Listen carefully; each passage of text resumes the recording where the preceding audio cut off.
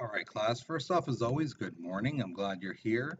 So, today we are going to be talking about the issues that were rising in the colonies.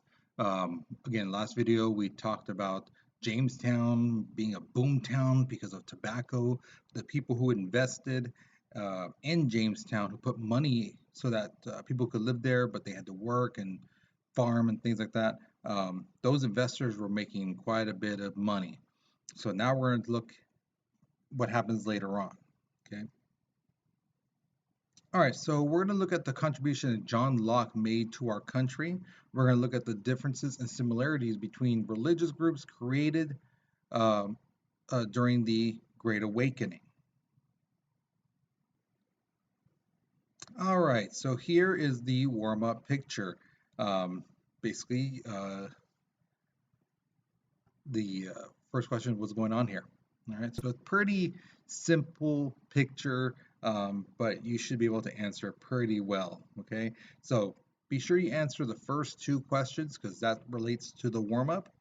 Okay, now once you're finished, prepare for the notes. Okay, so pause the video if you're still writing, but we're moving on in three, two, one. All right, so the triangle trade made the colonists rich. What the triangle trade was, like, say, here's the colonies, here's Britain, here's every other country, Spain, Portugal, France, things like that.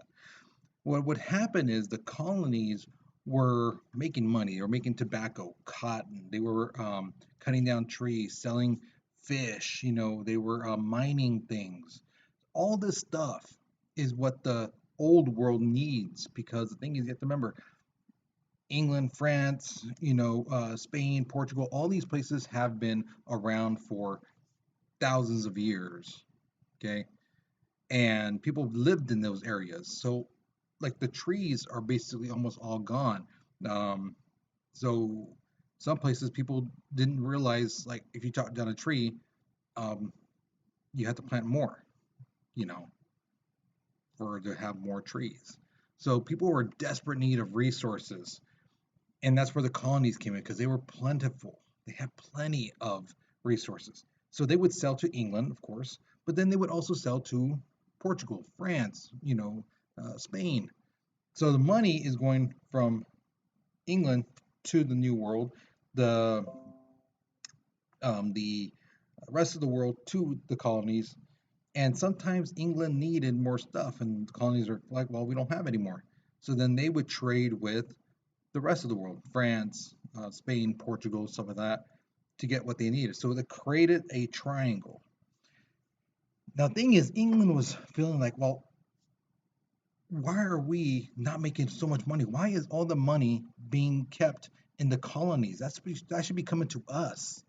The reason why the colonies had so much money is because they kept it in there.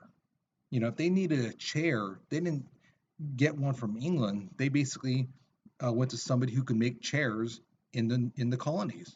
So the money just transferred from um, one state to another, or from one colony to another.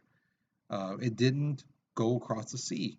So whatever they needed, they built themselves. They made it themselves. So England was like, dude, we need some of that money. So the colonies were like, okay, well, how about this? We'll buy some stuff from you. Okay, we won't really buy from our own different colonies here. We'll buy from you, but because you're getting more money from us, you need to give us a little bit more freedoms.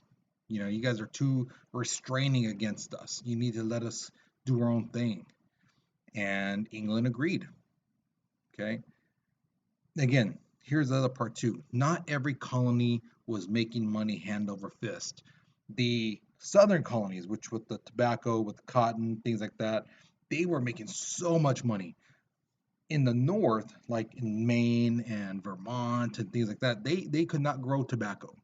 A lot of those places are rocky land. Okay, so it's hard to grow things, and if you do grow some stuff, it's like you can't grow stuff during the winter because it gets really, really cold and things die in the snow. So they didn't make much money. And I mean my money, gold and silver. Okay, paper money, it only was good within the colony. You couldn't take a dollar from, um, let's say, Georgia and go to New York. That wasn't going to work. It's just like nothing. But gold and silver, everybody took. Okay, so here's your next question. Which one is more important to you, money or freedom? And why is this choice more important to you? Now, just a little reminder thing, guys. Money doesn't necessarily mean you can buy freedom. Okay. Um, you look at, like, example, look at the Nazis. Okay. There was really some really rich Nazi people, but they, the German people say, but they didn't really, some of them, they try to do things they couldn't.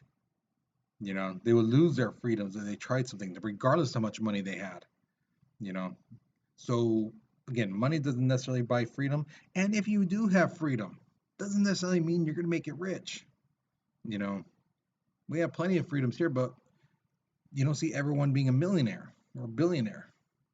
So take that into consideration as you make your decision. Okay, so if you're still writing, please continue to write.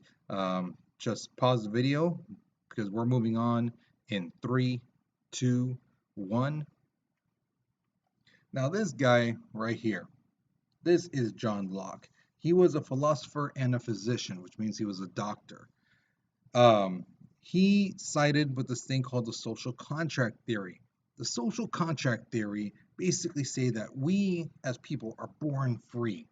Okay, if you took out the government, you took out laws, really we are born free. We could do whatever we want.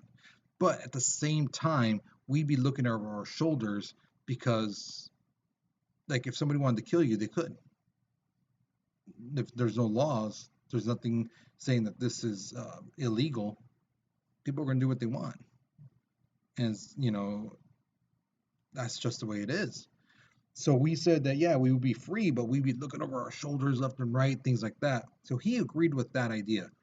The thing is, he says we make a non-verbal agreement with the government and with society that, hey, you don't kill me, I won't kill you. We trade that freedom for security. Okay. He also said that people, we are born with the right to life, liberty, and property. So we have the right to live our lives. We have the right to be free. We have the right to own property, whatever it may be. Even a little thermos. You have the right to own that. Okay. But he also said this: if the government, which we trade our rights for that freedom or for that security, he says if they don't keep their end of the bargain, that we should be able to get our freedoms back. And we are justified in rebelling against the government. Okay. So, great example is like what's happening at the airport security. Nowadays, because of September 11th, what happened there, security is really tight. We've sacrificed that freedom just basically answer 4 questions and get on a plane to all this checking and screening and things like that, so we can feel safe on the plane. But he says that, let's say the terrorists use planes to hurt us again. He's saying that, well, you know what, we should go back to the old ways then, because that wasn't working. So there's that. So here is your next question. Do you believe people have the capacity to solve any problems they face? All right, doesn't matter how smart or whatever you are. Do you think if we just sat down and thought and really actually thought logically that we could solve any problems? Okay, don't take yourself or people into consideration. Do society as a whole, people as a whole. Do you believe we can solve any problem we face if we just really think about it? What do you believe? And why do you believe that? Okay. There's a writing prompt on the bottom. I believe people can or can't solve any problem they face because, and explain. Okay. So answer the question, pause the video because we're moving on in 3, two, one. So the Enlightenment, this was basically a belief that people can figure out the problems to anything, any any problem that's man-made, man can solve it um, through not thinking through natural laws and through logic and reasoning. That if we really sat down and think about it logically, we can solve the hunger issue in the world, the homelessness issue, how to eradicate, let's say, unjustification, racism, things like that. He's saying if we sat down and think, we could solve that. Okay, those are the enlightened people. Now, there's this other group called um, the born again people. Now, John Locke, going back to him, he basically argued that, hey, you know what? When we're born, we're not born in sin. A baby didn't do anything wrong to anybody. A baby's innocent, things like that. It's not till you get older and then you realize this is right, this is wrong, and yet you still do the wrong, then yeah, you're doing something bad, you know. But there was a revival in the religious group. This was called the Great Awakening because people basically felt that we're relying too much on science, we're relying too much on logic and things like that. We need to go back to how it was back in the day. We need to put our faith before science, things like that. So again, those people were called born agains. Okay, um, that term is still used to this very day. Born again Christian, born again Presbyterian, whatever. These are people who say, you know what, I lost my way, now I'm back. And basically they're trying to reconnect to God. Okay,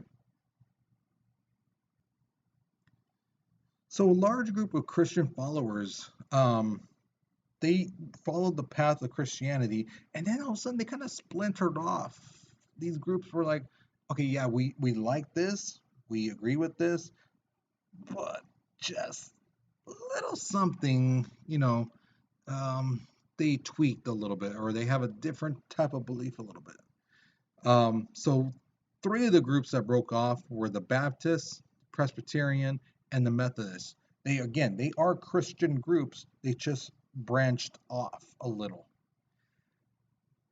Now, what I mean by that is like this: the Baptists, okay, they were very popular in the South. They were very popular with poor farmers as well as African Americans because the Baptists truly believed that slavery was wrong and they publicly condemned slavery.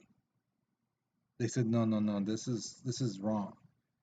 This is wrong to keep uh, a person, one of God's creations, and basically call him property. Say that he has no soul, things like that. No, he has a soul. God created this person, so ergo they should be free, just like everyone else. Again, this attract a lot of poor farmers because you have to remember, not everybody in the South, not every white person in the South was a racist. Not everybody in the white person in the South had a slave. No, they didn't. The small farmers who had little plots of land, they couldn't afford slaves. That's why a lot of them had like 13 kids and things like that, to help them out in the farming. Um, and what would happen is they saw these big plantations by slaves after slave after slave, and they're like, that's just not right. Here I am, an actual farmer working in the ground, and here's this plantation owner who's, oh yes, I'm a farmer. No, you're not. You're slaves. Do all the farming. You just kick back in your house. You make little deals and things like that. You don't actually get in the ground like I do with my family. So again, poor white farmers didn't like slavery. Okay. All right, so now here's your next question. Which group of people, the enlightened or the awakened, which one do you think favored or wanted independence from England? And why do you think that group wanted freedom from England?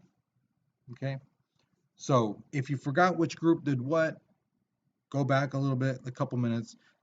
Hear the thing again about what enlightened believe, what the awakened believe, and answer the question. Okay, there's a writing prompt on the bottom for you guys.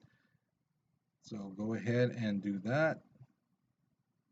Because we're moving on in 3, 2, 1.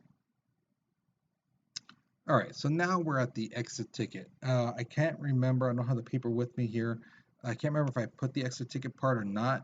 If I forgot it, forgive me, but just on that bottom blank part, however much is left, write what you tell me. Tell me what you learned. Tell me what you, something interesting you thought, something you thought was fascinating, something you barely heard the first time. Okay. But once you're finished with that, you are done for this lesson. Okay. So good job. I really hope you enjoyed it. I really hope you learned something new. And I'll see you guys in class. Okay.